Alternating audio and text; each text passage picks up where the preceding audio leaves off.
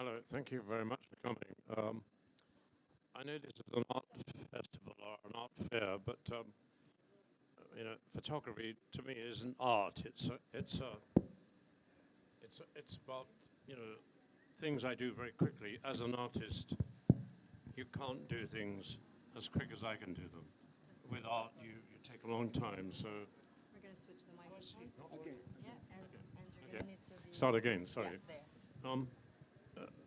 We are here at an art festival, but photography, in my opinion, doesn't fit into the art scene. I don't see myself as an artist. Having said that, I've drawn a lot of my more serious landscape pictures and many of my pictures really, from looking at the works of great artists like Goya and people like that, people who have witnessed great tragedies.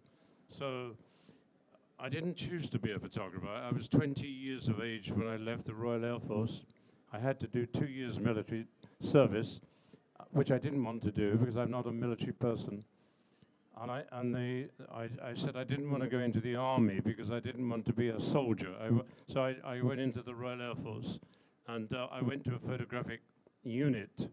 Eventually, in the Middle East, I was sent to Ismailia in Egypt, and I failed my opportunity to become a photographer. I wasn't very well educated as a young man, and I failed the chance to become a photographer. I didn't understand the what we call the theory papers. That's where you study and learn about, so when I came out of the Air Force, I went back to my beginnings where I lived in North London, which was very poor and full of bad young men with bad attitudes in London well, I came out of the Air Force in 1956. And I went back to where I lived, and there was a very bad atmosphere. There was a lot of gang war in London amongst young people, young men. They fought each other, and I thought my life was very difficult because I went to school occasionally, but I left school at the age of 15 anyway. So there was no education, a lot of ignorance, and then there was the Royal Air Force. But I came out of the Royal Air Force with a camera. But I didn't use the camera. I took it to what we call in England a pawn shop, called a pawn shop, and I pawned it, and I got £5.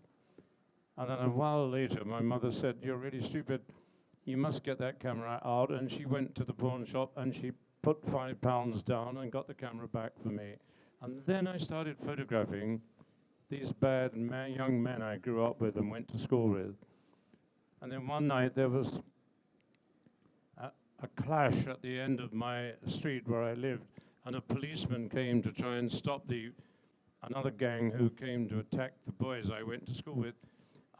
One of the other men stuck a knife in him and killed him, the policeman. And when you killed a policeman in England in those days, you had capital punishment. So the man eventually was hung. So we had a dead policeman. The man who killed him was hung, and I made this. Okay, this is the photograph I made of the boys I went to school with. They didn't kill the policeman, the other gang killed the policeman. But it brought a lot of notoriety to the area where I lived. And I made one negative of these boys. I only made one negative. I didn't have an exposure meter. Something made me, and by the way, this is one of the houses where I lived in this street where I made this photograph. It was a Sunday afternoon, and these boys, as you can see, they're quite well dressed, really. But during my childhood, the area where I lived was very heavily bombed in the Second World War by German bombers, and so the area was very badly neglected. So I rang the newspaper called The Observer in London, and they said, "Did you take this picture?" And I said, "Yes." And they said, "Will you do more?" And I said, "Of course."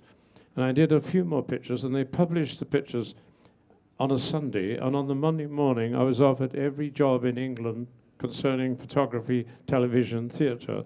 But I wasn't a photographer. I mean, this is almost an amateur approach to photography. I knew nothing about photography.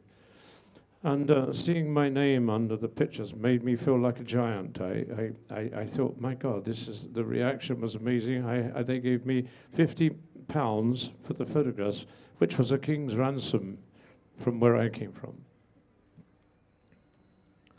So I started looking at England and the people who live in England and the people who live near me and around me. They weren't particularly, it wasn't a great area where I lived. It was very poor.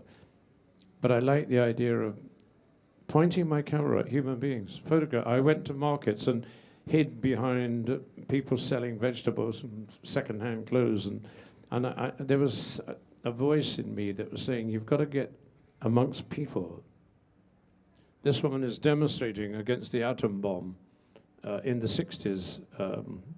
But there's something very amusing about this photograph. It has some, if you see as an Englishman, you can see behind this woman, there's fun in me, because I can see, you see this woman has brought this bag. She knows she's going to spend the night in prison. So she came well prepared.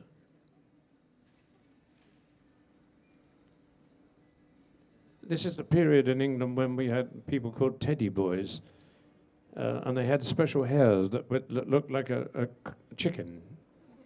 And they took pride in their clothes, and they wore shoes with huge rubber soles.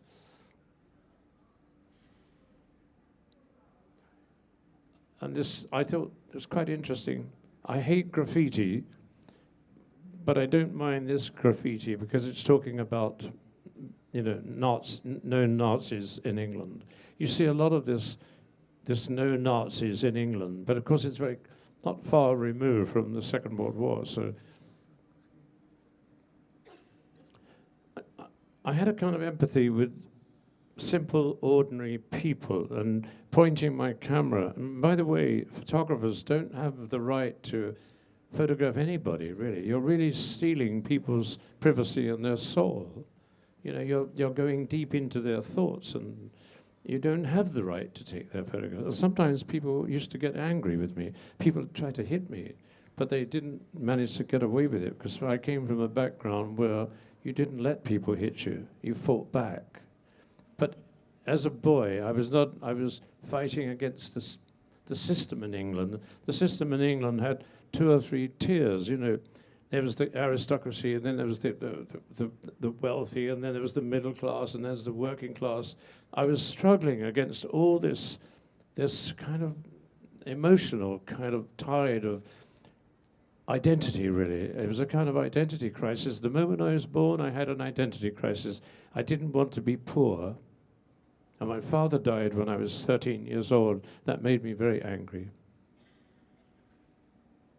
Eventually, I worked on the Observer newspaper, and this was a time when we call it the Cuban Missile Crisis in the early 60s, when Khrushchev sent missiles to Cuba, and the Americans were very angry because Cuba was like their back garden. And so they weren't going to have this, so they blockaded Cuba. But of course it was heightening the tension in everybody's world, because they thought we're going to have World War III, but with atomic weapons, which is quite frightening. So this man who was demonstrating in London, he ran down this very famous street called Whitehall, where the seat of government is in 10 Downing Street. But you see these policemen blockaded his way. And one of the great things about England is everybody thinks we're rich. Everybody thinks England is one of the wealthiest nations in the world. They don't realize, and occasionally when I've traveled through the third world and people talk to me and question me about England, saying, oh, you are very rich and very wealthy. And I say, hang on a minute, I can tell you that now there's 1 million people in England. In those days, this is in the late 50s, this is 58. And I can say there's 1 million people in England who are not wealthy. And I think that number's increased now to 2 million. So we are no longer a major world player. We're not a powerful nation anymore. We're rather kind of way down the list. So, but I was fascinated by the north of England, because these are the people who were the backbone of industry, the people who did all the coal mining, the steel making, and then they, you know, as modern technologies moved on, they've been discarded. And I drove my car all the way from London at 300 miles to this town, and I slept in my car because I couldn't afford a hotel, and I woke up in the morning and my feet were completely frozen. It was. And I took some, like a kind of Coca-Cola for my breakfast drink, and it was completely frozen in the morning. And I got out of this car, and I saw this scene, and I thought, this needs a human being. But it also reminded me of pictures you would have seen of Birkenau, which was where the Auschwitz concentration camp in Germany, they had the chimneys where they burnt thousands and thousands of people. So I have an imaginative mind, and combined with my eyes, I put these things together. I was commissioned to photograph for a magazine, and when people gave me commissions, I never really took any notice of what they wanted in the commission. I always did what I wanted. So I used their money to do my work, which was, you know, quite smart, really. But once again, this is in the center of London, where they brought animals from the countryside in England right into the center of London to a station called King's Cross, just short of the station. And then they would drive these sheep through the streets in the early morning to the slaughterhouse.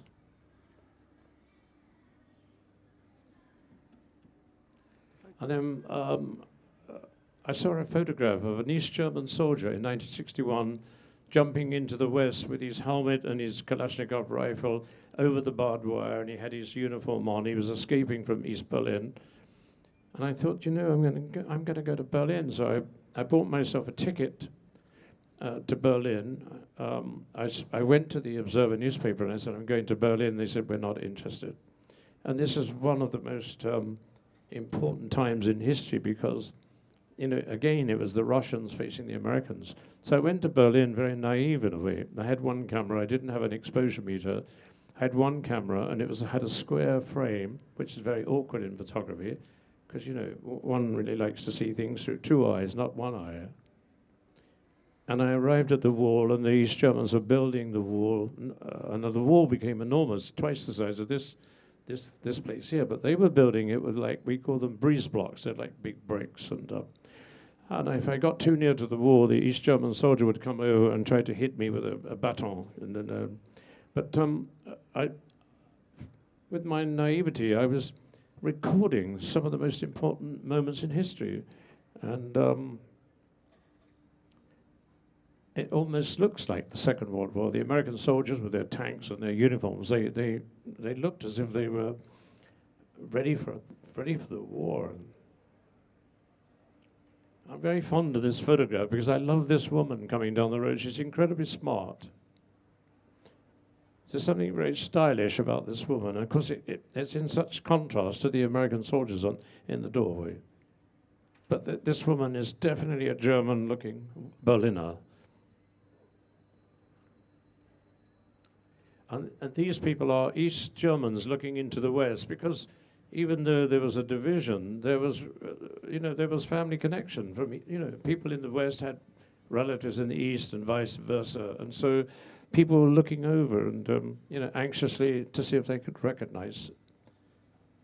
They knew they were going to be swallowed up by the East German regime in a very serious way. And once that wall went up, it was impossible for them to escape.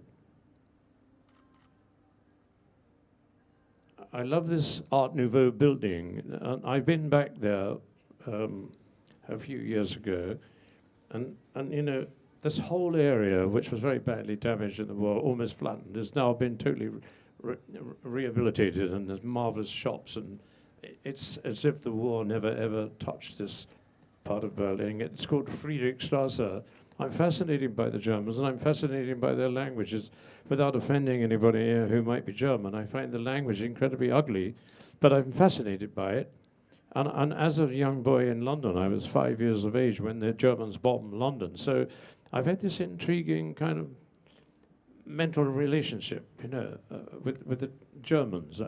I would have loved to have lived in Berlin in between the wars, because that was the most compulsive city in the whole of the world. You had all the talent, all the great minds and artists and gifted people. So Germany to me is one big tragedy, because everything's been destroyed there, and it had everything you ever needed there.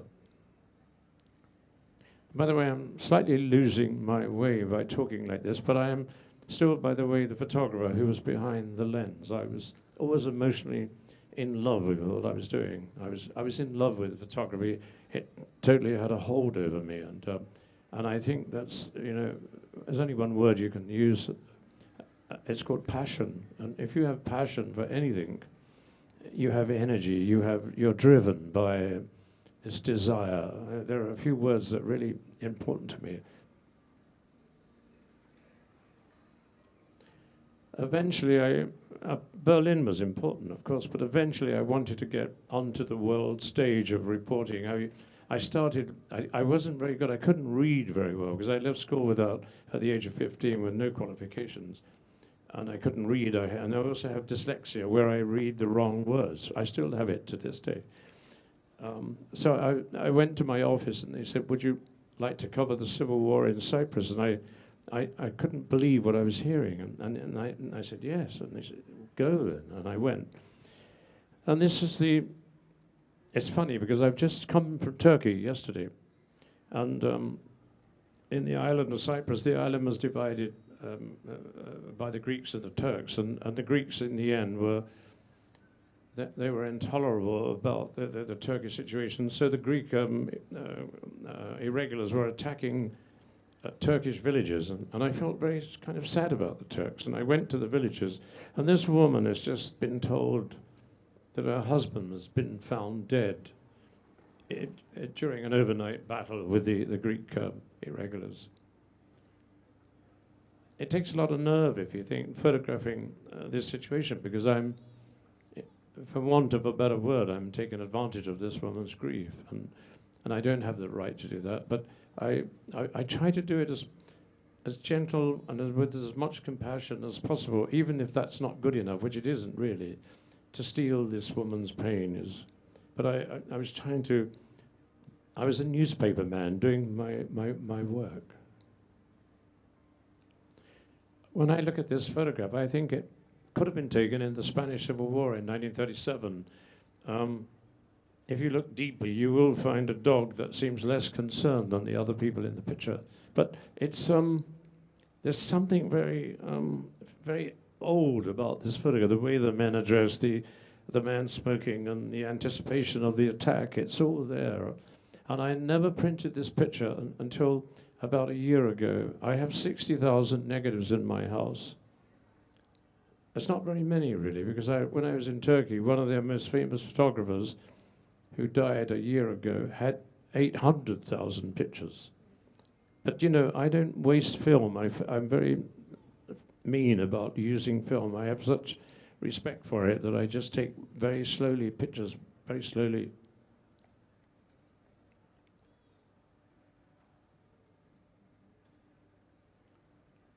This is another example of the boy reaching for his mother's pain. He's trying to console her agony, and his father is dead, of course, because that's his mother's reason for this grief in this picture. He's trying to help. These are Turkish people.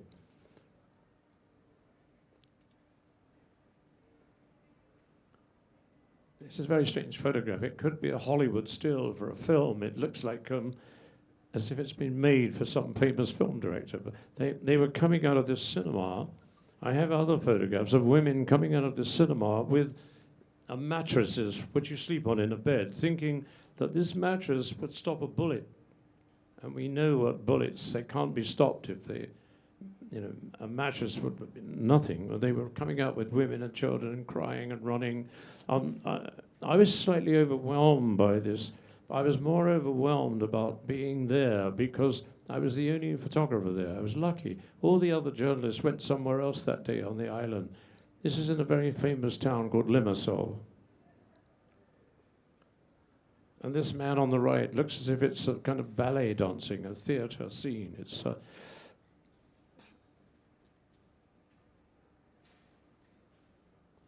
And of course, the world started to get much more uglier to me. I went to the Belgium Congo, which has never been ever, since the day it was born under King Leopold, it's never been a settled country. There were brutality from the word go. I mean, in the days when they were searching for robber, they would send local people into the forest, and if they didn't come back with a certain amount of rubber, a quotation, they would chop their hands off. And the Congo today is totally unruly, totally dangerous, and there's never been any peace and settlement there. And it's been ruled by various heads of state who are just criminals themselves, really. What's happening here is they are tormenting these boys they captured, and they were tormenting them, taking them to the river, and shooting them in the back of the head and kicking them in the river. And I was with some people who are known as mercenaries, and they are the most unpleasant people in the world. You know, some of them actually really enjoyed killing Africans. They told me so, so I'm not telling you any lies here.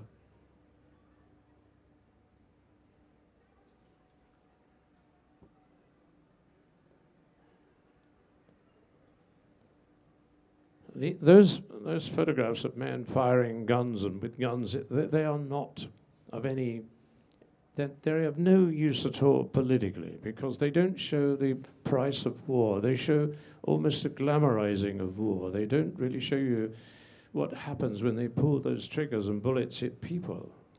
You know, Hollywood, when I was a boy, I grew up on Hollywood films. There never seemed to be any bullet holes in people. You know, it was a man would fall gracefully as if he was in the theater. But life isn't like that, really. This is what life is like.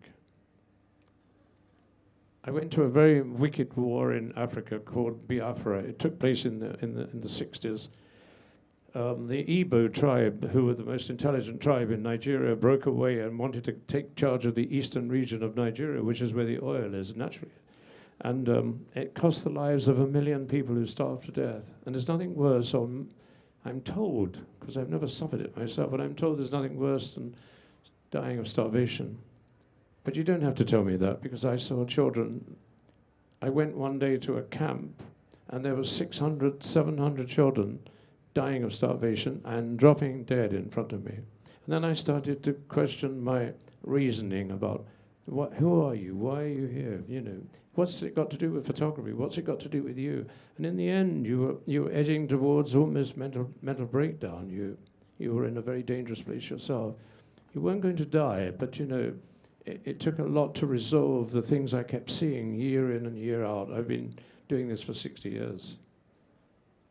This is a 24-year-old mother with a child seeking milk from those empty breasts, you know. And as a photographer, you stand there, and you try not to show your shaking legs, you're shaking, you're embarrassed, but in the background, on the left-hand side, on the background, I could see some writing on the wall. I thought, when I take this picture, I'm going to go and read that writing. And I thought, why is it there? So I went down, and on the wall, somebody had written with a pencil, "Today I am reborn." And I found that so moving that I thought, I've got to get out of this building. I'm falling apart, you know. This is probably one of the worst pictures I've ever taken in my life. And, you know, if you're an albino in Africa, even to this day, you're in a bad place. They look upon you as evil. They look upon you as an evil spirit, and they don't want to get near you.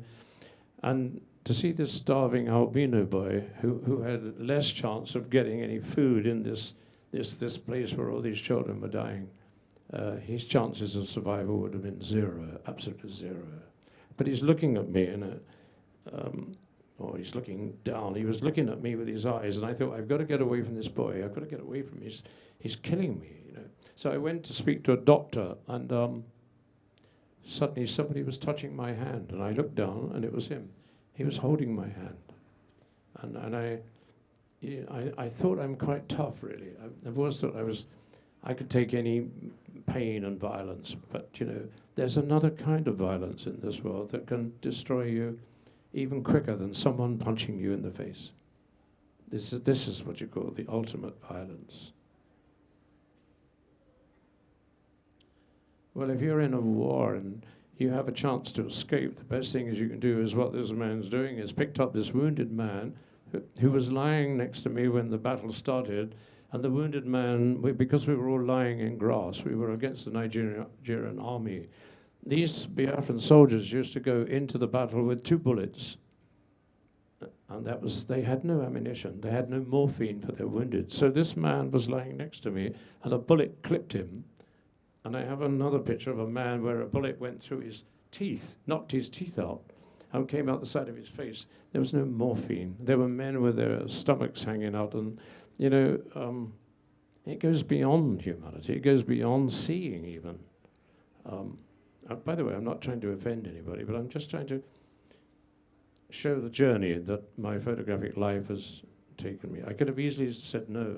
That might be interesting. This is a family without a father waiting for food, which didn't come, by the way.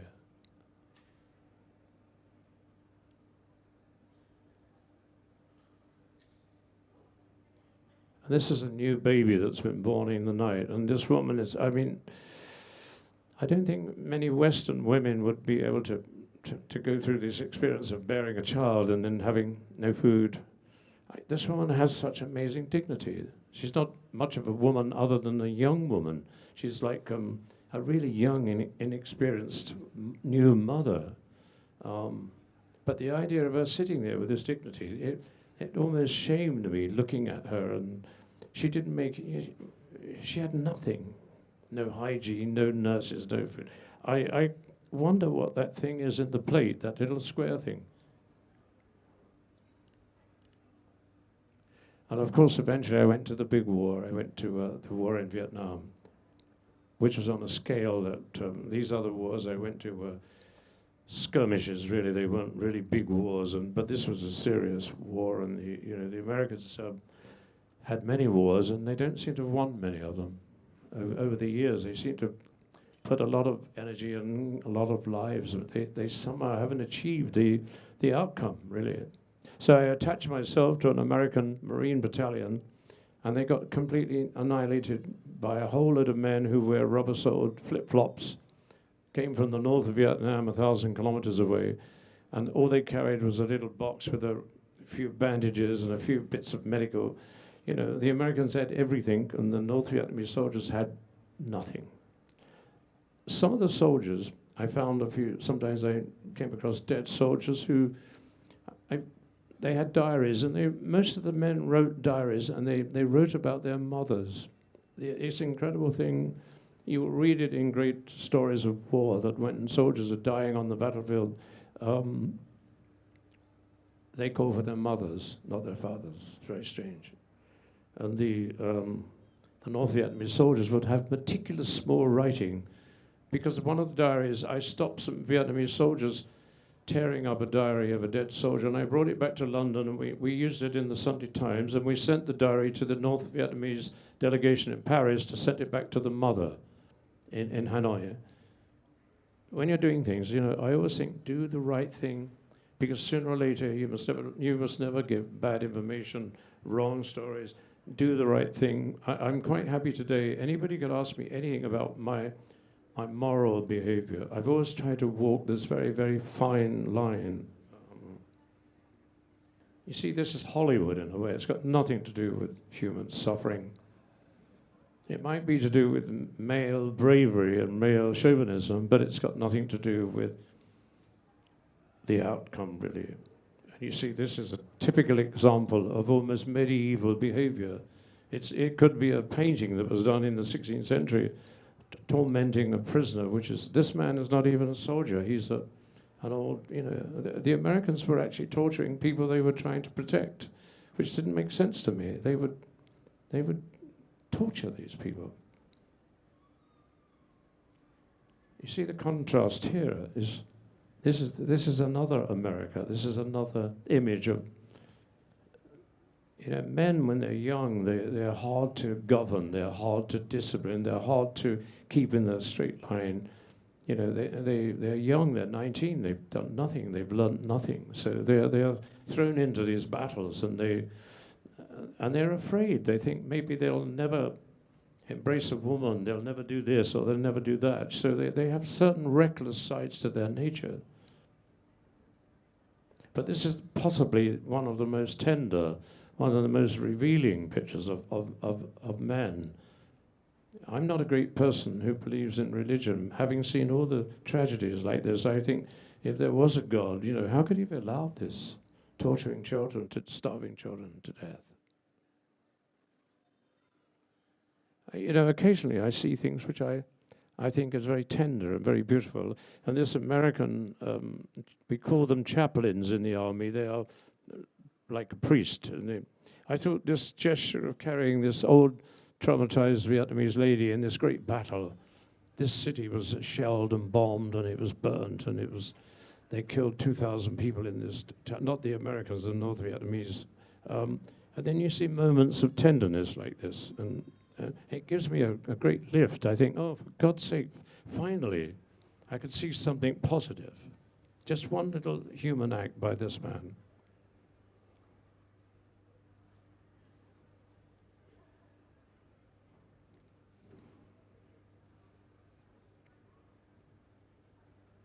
This is a man who was shell-shocked. I mean, you can be shell-shocked. I mean, we've found this man in America, but he won't have anything to do. We try to collaborate, and you know, and he won't have nothing to do with us. A friend of mine, we traced a lot of these soldiers after the war, like 40, 50 years later. Some of them collaborated. This man would have nothing to do with us.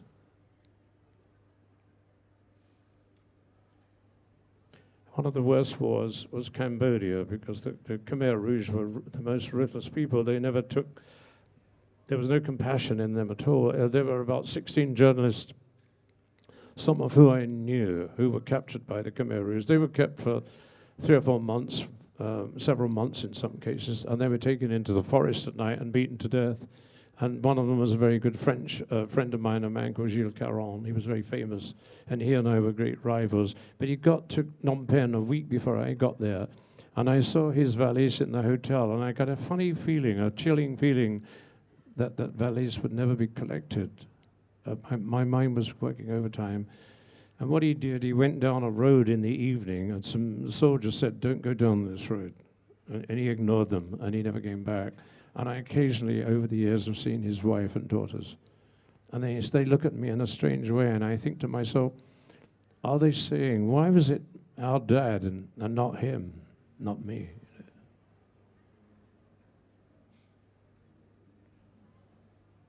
This is a hospital, believe it or not. Me and this man got injured one night in a battle. I walked into an ambush, and we got injured, and I got hit. Not too badly in the legs, both of my legs. And this man, we were running in front of a truck together, and a shell dropped, and he took the whole lot in the stomach. He dies just 1 second after I take this picture. He's making one last plea for life. He's in great agony. And I'm lying next to him, and I thought, well, I want to take my mind off of my own pain. Let's take some pictures. And this is his last plea of life. And then, of course, there's always another war. This was the war in Bangladesh on the border of India, and 10 million people were leaving the Bangladesh war and going on to the Indian border, and then there was the monsoon rain, and within a few days you had cholera, and people were dying like flies on the road. And each night where I was, there were 10,000 people coming, and the next day they would move to another place and leave only their dead behind. And each night this went on during the monsoon rain. It was just there is a danger that if you compose your picture too well and you show too much need to get this image to make it compassionate, you know, it becomes iconic. And then, of course, you suddenly think, hang on a minute here, this is not art. I've always fought fiercely against my pictures being called art. They are not art. They are communication. They are images that are made in 125th of a second. Whereas I said earlier, you know, an artist would take days, months, years to do something. So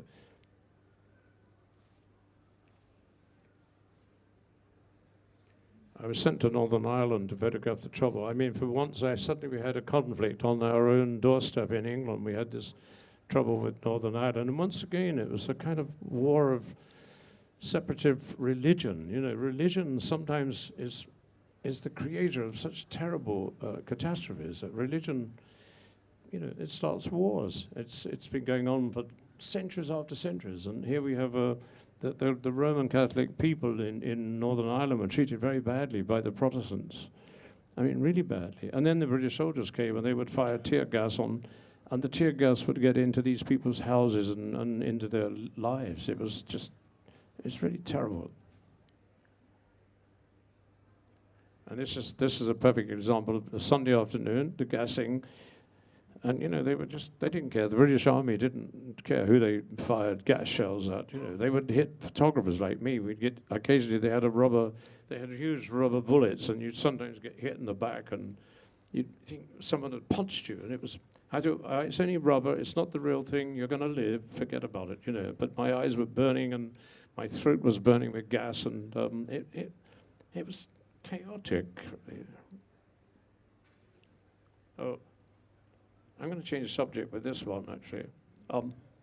I went to Cambridge University, the town of Cambridge in England, and I saw this really strange man collecting money for children's charities. And I thought, and he used to wear the hat on the left on his head, and the mice would run around the edge of the hat.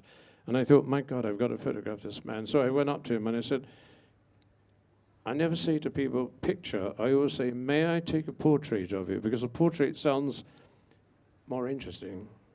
And he said, I don't see why not. I said, can I come to your house? He said, yes, you can come to my house. And so I made an arrangement, and I went to this place where he lived, and I couldn't find him. And then he suddenly came, and I said, oh, he didn't remember me. He said he didn't. I said, can I take this picture? He said, okay. Then he was almost going to change his mind. And he grabbed hold of one of the mice and let it crawl up his beard, and it was rather disgusting, really. England's full of people like this, really.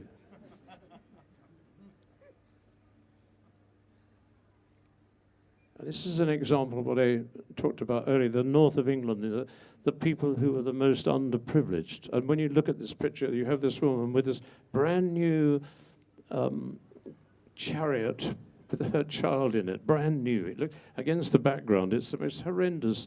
It's a steel town in the north of England. It's been wiped away now. It's gone. The steel industry in England has collapsed, and it's gone. But I mean, what an amazing contrast. And these are men who are out of work, and they would go to the sea, where coal would come down in the sea in a form of dust, that they would collect it, and they would sell it for about 25 cents in American money. Because they were unemployed, but they would substitute this extra work to it, just get a bit more money.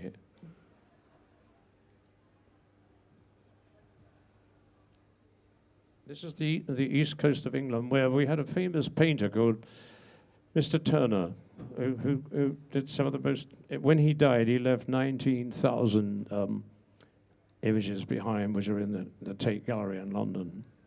But he loved the east coast of England, and he loved the sea of England on the east side. He said the light was good. I totally agree with him. This is rather unusual, this next photograph, actually.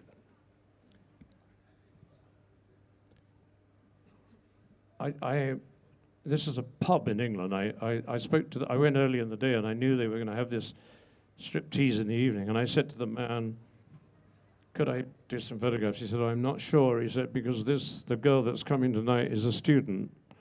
And he said, I'll have to have a word with her. But if you give me £5, I think I can arrange it for you. And I gave him £5, and sure enough, when she turned up, she wasn't a student. She was about 35 years of age.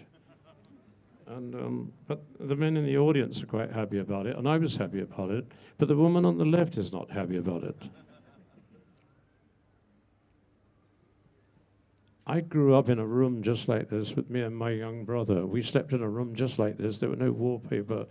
We would sleep in the shirts we'd go to school with, and it was the very best upbringing I could have had, because I understood humanity when I eventually became a photographer.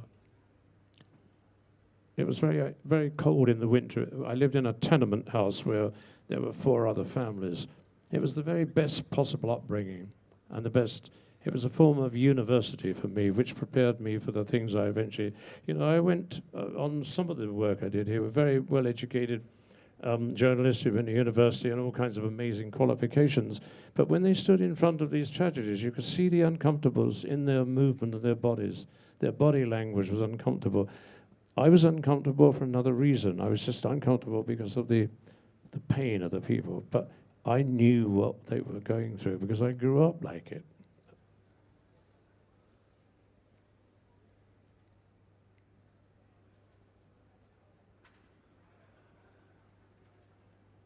This is the English. We try to make the best of the summer.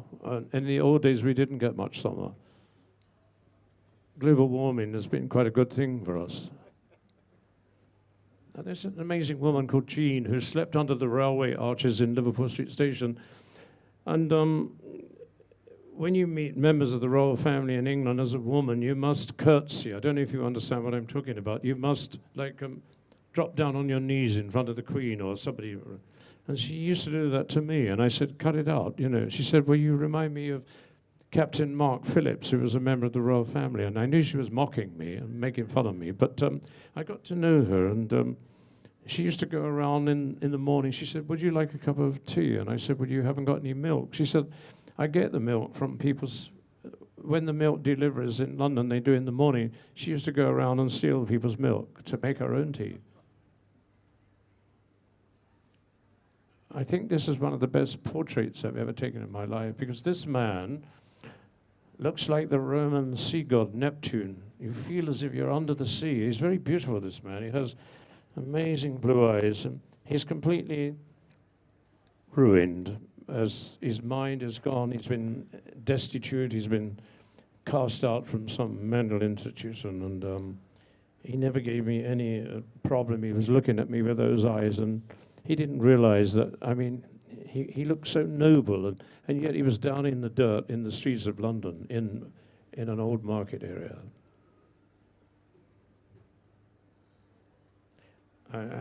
This is the tragedy of Beirut. Beirut's a city that's had one tragedy after the other, but it still seems to recuperate. It still comes back. We're worried about England at the moment. We have a thing called Brexit. And I'm going to say, you know something? Whatever happens, we will come back. And Beirut's done this many times. I was here during the Israeli occupation, and it's always been a terrible... This is the picture that's so disturbing. I went to one morning I was in the hotel here,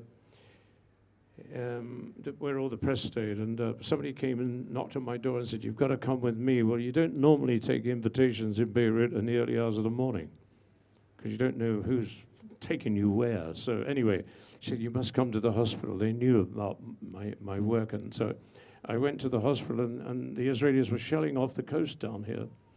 And this hospital in Sabra Shatila was being completely, they killed 20 people. They were, there's a wonderful woman, you'll see her, I think, soon, a nurse, and she stayed behind for the whole 5 days of the shelling. And she had to tie the children to the beds. She couldn't feed them, she couldn't give them any water. Votre attention, s'il vous plaît. La conférence de la BEIRUT Design Fair commence dans 5 minutes. Merci. Okay, shall I carry on? Anyway, and so the nurse, she asked the other inmates to, move because the building, as you can see, had been shelled, and the inmates were moving the inmates. It was quite an most amazing scene. But just before I left, she said, "Oh, one minute," and she opened a door, and a whole load of blind children came swimming out in their own mess. They were blind and deaf, and they couldn't speak, and they couldn't have been any bigger than that. This nurse had no way of controlling this whole hospital because she was alone, and I thought she was the most heroic person I'd ever met, really. I went to the Palestinian camps to photograph these guys training, and they were quite hostile towards me. And, I'm nobody's enemy. I'm not a spy. I'm a photographer. I'm a simple photographer. But you know, going through my life, somebody always takes exception towards you. You know, they say, "Oh, you're a spy. He's this and that." All I was a simple newspaper photographer from England. But you know, these people gave me a hard time. You see the nurse on the right-hand side with the white coat. This is the woman, the great woman I came across in Beirut. And these other people, as you can see, the baby girl on the floor. And it was the most chaotic thing you've ever seen. You see, this is amazing, because when you go through Beirut today, you don't realize how they've taken all this rubble away and created this beautiful city again. The city is coming back in a most beautiful way, and there's tolerance, and you know, there's a chance, I hope. Yeah. I think this goes back to the 16th century again. You can see there's something very biblical about this. These people coming from the martyr cemetery in Beirut, and you can see that the man on the left is slightly angry with me, and he has every right to be angry with me. Well, this is a story in itself. This young woman was in the Holiday Inn when I found myself in the Holiday Inn, and I met this woman, and I couldn't believe she had a Kalashnikov, and she was throwing a hand grenade into the next hotel, and she was very beautiful, this young woman. She's still alive today, I gather, but I think this is an extraordinary picture, really, because the chandelier, and I believe the Holiday Inn, I haven't seen it for myself, I believe it's still there, but it hasn't been refurbished at all. This is a mistake, because they've taken us back into the asylum with these damaged people. It's amazing in war, you will see this tenderness forcing its way back. Though this child amusing itself in amongst all this terrible conflict. It's a telling statement about human beings, even if they're that big. It's a telling statement that in amongst all this confusion and tragedy, this child has taken it upon himself to disassociate himself with the drama around him, and he's chosen to amuse himself.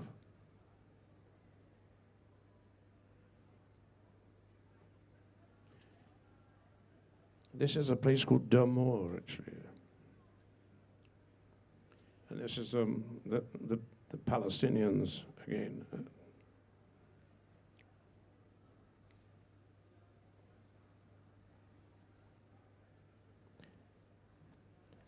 I went to the Iraq War, which is very difficult to cover, and I went to Beirut, I went to Syria during the war in Aleppo, and it was very dangerous there because you were kidnapped if you were trying to get from A to B. Once you crossed illegally from the border, we crossed many times in my life illegally into other people's countries. So when you're captured by people, you don't have much to hold on to. You know, they say you're in our country illegally, you're breaking the rules, so you occasionally put yourself in the middle of this situation, and you regret it when things go against you.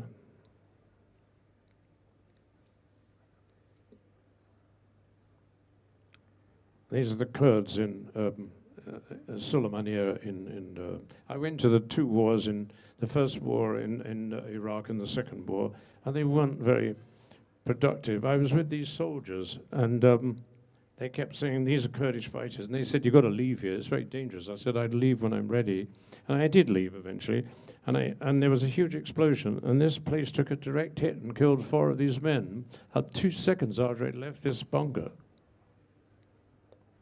Okay, no, I'm going to speed up a bit, because I'm running. I'm going to speed up. My favorite country is India, and India has all kinds of shocking kind of human beings living there who didn't deserve to be born with limbs missing and weird, strange-looking kind of illnesses. But India is a beautiful, tragic country.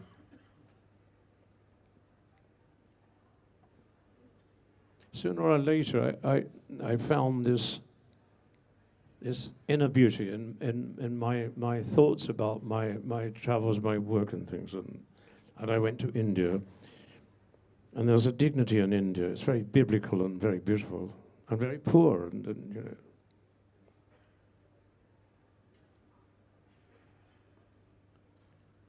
things have got a bit mixed up here. This is Bali in the early 80s. And it was a very beautiful place, Bali. But, you know, there's a danger with beautiful places. They attract people by their millions. And in the end, they go to see what they love. And in the end, they create the destruction of it because they you know, the people who live locally try to accommodate them. And horrible old shops spring up. And then tragedy starts because stuff gets destroyed. I covered the AIDS crisis in Africa, which was really terrible. This young boy was the same age as me when my father died, and we had something in common. His tears were running down his eyes, and you know, and then I'm looking into his eyes, and he's looking at mine. I mean, I always look into people's eyes when I photograph them, because the eyes are the voice. For me, they are the voice. They are the all-telling voice of who are that person and what's going on in their lives.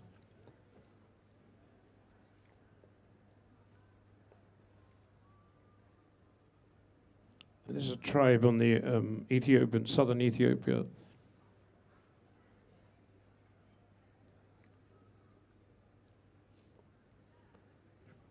And at a certain time of the year, they have stick fighting, which is the most ferocious thing you've ever seen. And they fight naked, as you can see, and when those sticks hit each other, they have the most appalling scars. And I mean, this is the most ferocious thing. The men basically fight for women. The victor it's very medieval, really, but the victor claims all. So they carry the victor around on their shoulders afterwards, and you know, he knows every woman in the village is looking at him. So it's an old male problem. You know, we try to attract by sometimes doing the wrong, silly things. It's early morning India.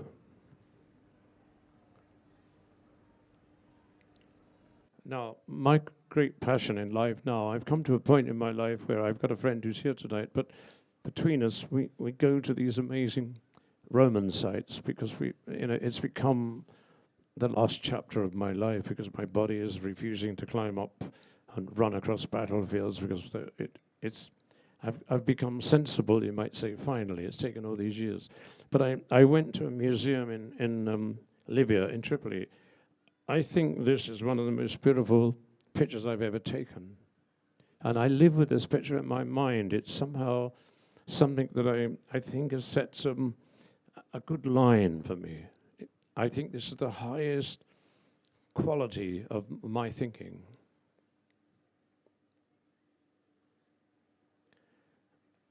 And this is the last time you will see the entrance to the great Palmyra.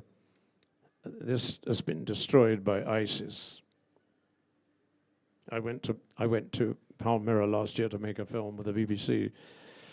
That's all completely destroyed. And now I have the photographs before the destruction and after the destruction. And it's one of the worst things you can see. I mean, having showed you the destroyed humanity in my photographs, I still feel passionate enough to think stone can be, you know, you can have a kind of love of stone and beauty in that. And of course, there's no comparison.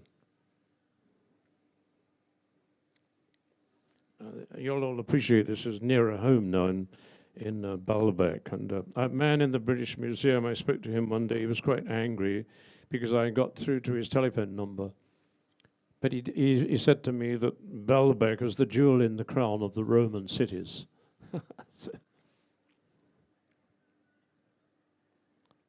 We're back in Palmyra here. This is in Syria. It's called Apamea in Syria. And you'll all recognize this beautiful place here.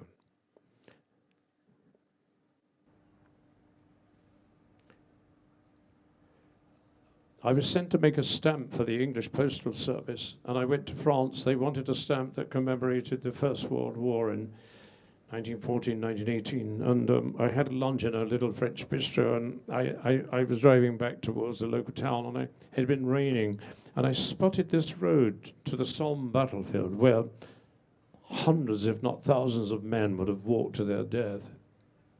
And I saw this road, and there's something very powerfully strange about the lighting, the road. The whole thing was symbolic of some tragedy, and yet there's almost a poetry in the sky.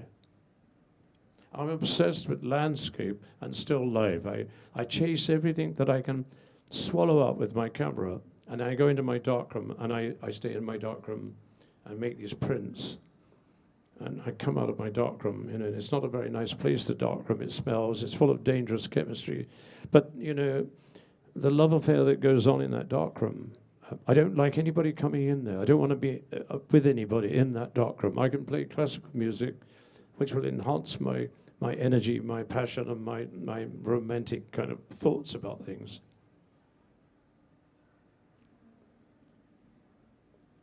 This is the English landscape.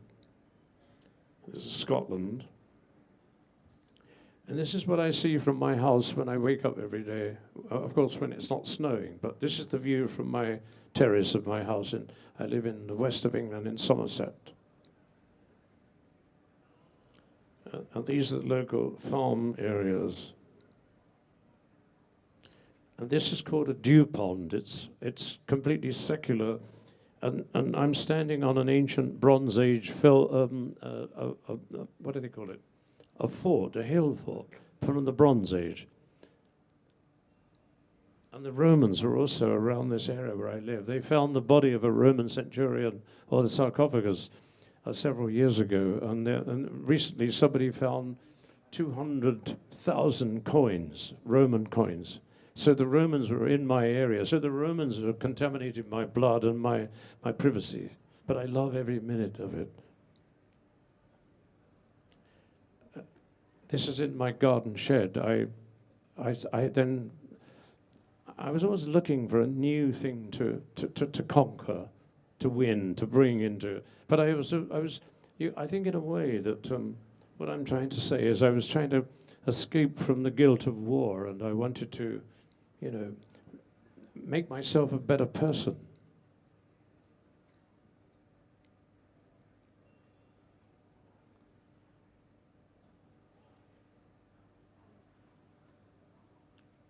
When I was in the war in Asia, I found a new interest. I collected small bronzes, Buddhas and dancing figures, and I used them in my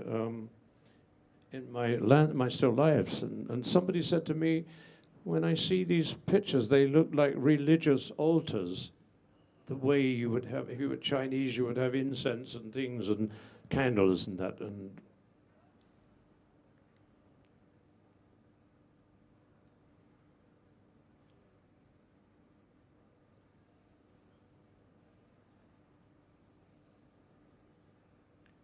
I lived in the house where I live now, and I spent 16 years living alone in this house, in between different wives. I'm guilty of having too many wives.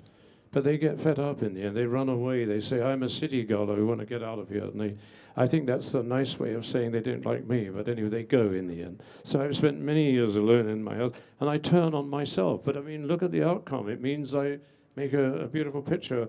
These mushrooms have come from the fields around my house, which were full of animals when I first went to live there. But the farming community is gradually dying, and the children don't want to be farmers. They want to go to the cities. So I go around the fields and collect these mushrooms and things. And thank you, that's it.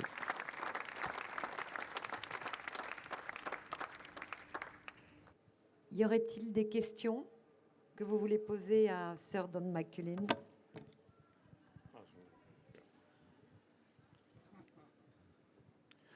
Don, apart from your passion and apart from the fact that it was your job, what kept you going back to some of these places, these terrible places that you kept on going to? I think I was a bit, two things, naive and arrogant. I thought, the bullet's not going to get me. I can run too fast.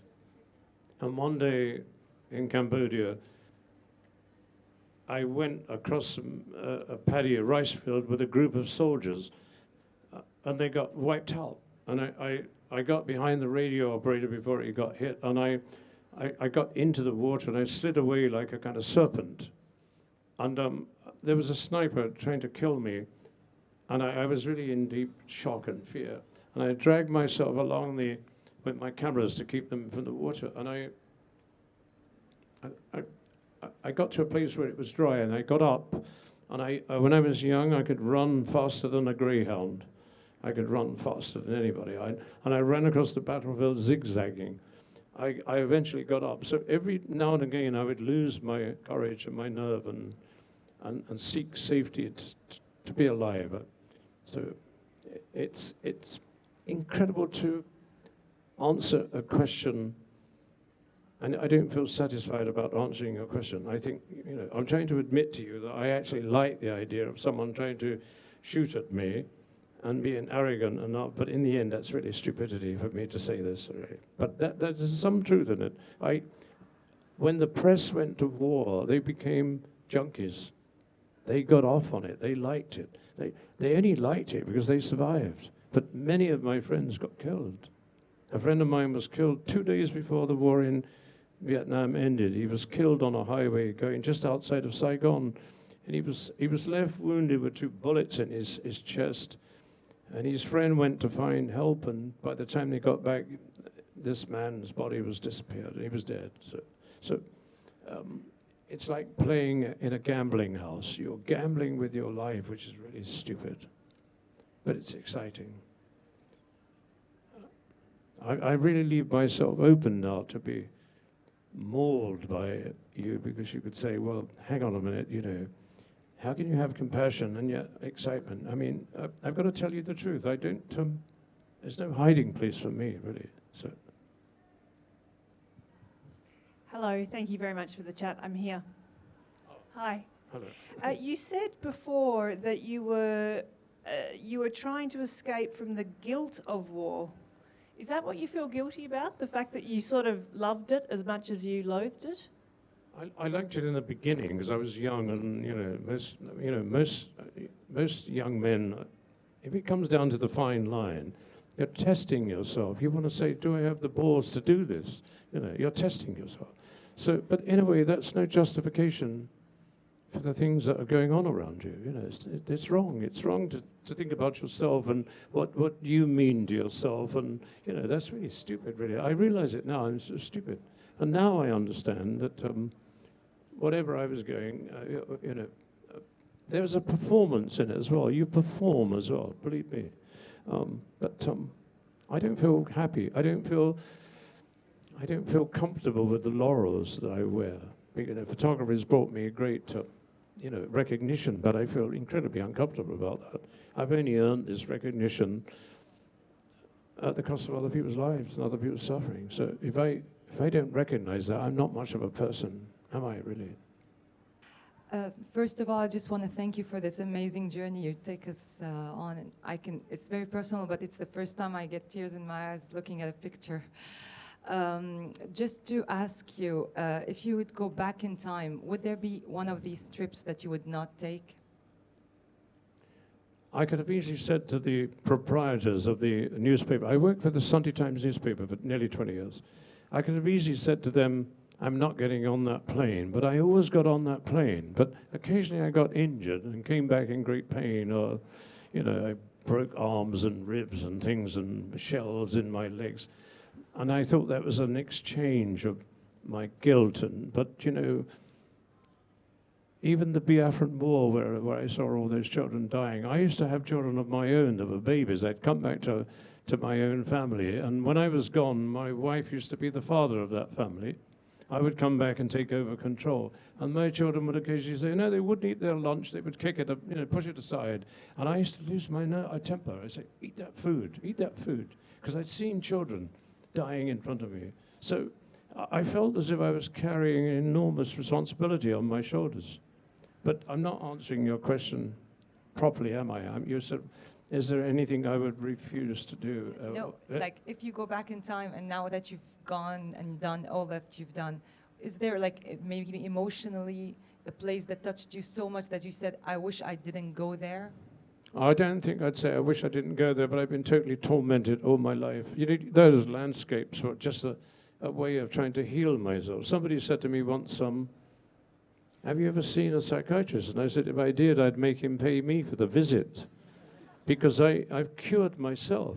You know, I still think about all those days and nights and moments I've seen. They're still haunting me. And I use my landscape, my still life as a way of escaping. So they've cured me in a way. But so photography is given and taken away from me, but it's kind of given, you know, the recognition has been over the top, really. It's nice to be recognized, but you have to be careful not to let it go to your head, really. So. We have here a very important in Lebanon war reporter, Roger Mukarzel. I think really you have to ask something to Sir Don McCullin. God, I'm nothing. He's our master. But first, we're very happy to have you. I don't know how much you're happy to be here after the war you did in Lebanon. But that was a question I always had in my mind. Are we crazy to do this job, or we're passionate? So what do you think about it? Say the last bit again, please. Are we crazy to do this work, or we're passionate? No, because I was trying to draw attention to myself. I wanted to be the one. There was a very famous man called Robert Capa, and you may not know him. Some of you will. He died in the war in Indochina. He's trod on a landmine and went up in the air. And I thought there was a vacancy. Robert Capa was the most famous war photographer. Now people call me a war photographer, and I hate this, the thought of someone. It's like somebody calling me a mercenary. You know, I'm not mercenary. I'm very concerned. But as I said in the beginning, there was an excitement, and in the end, when I started seeing the price of war, that excitement had to go. It had to be put in proper perspective. So. Don't you think, sir, that today the press doesn't do the work they should do?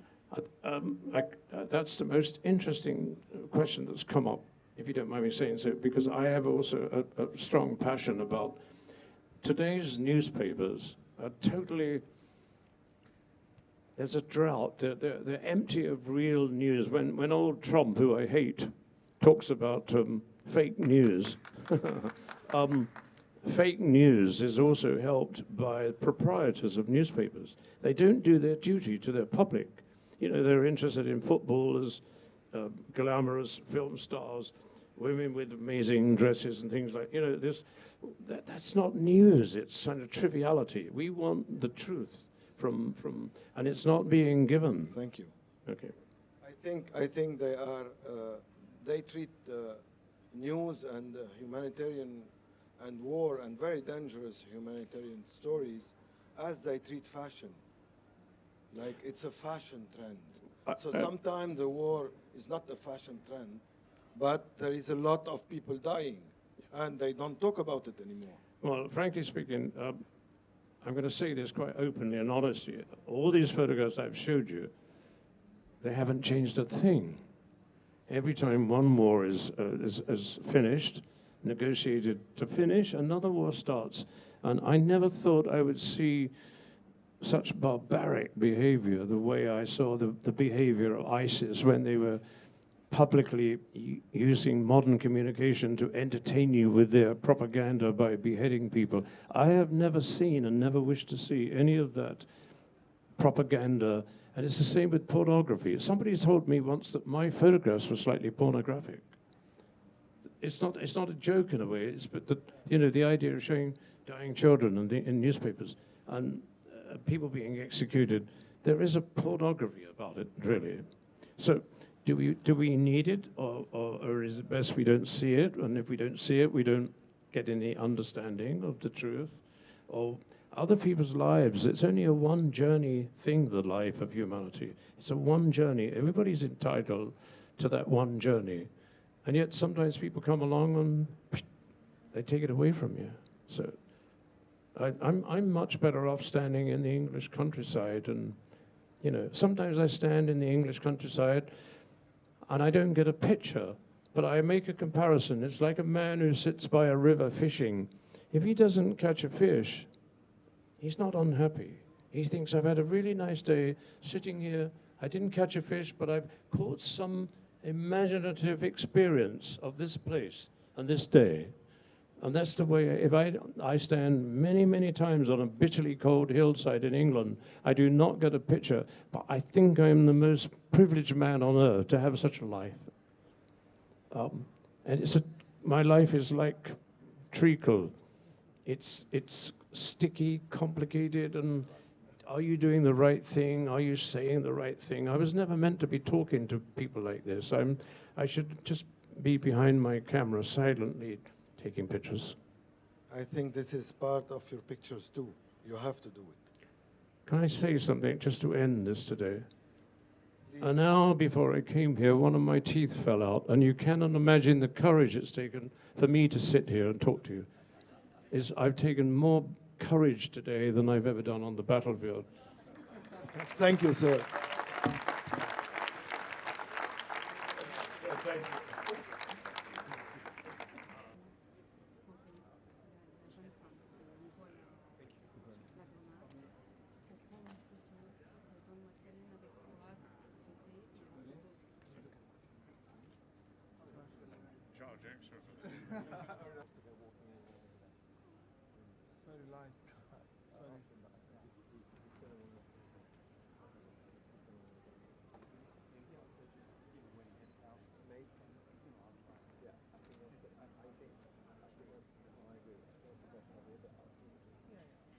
I'm going to the dentist. Yeah, okay.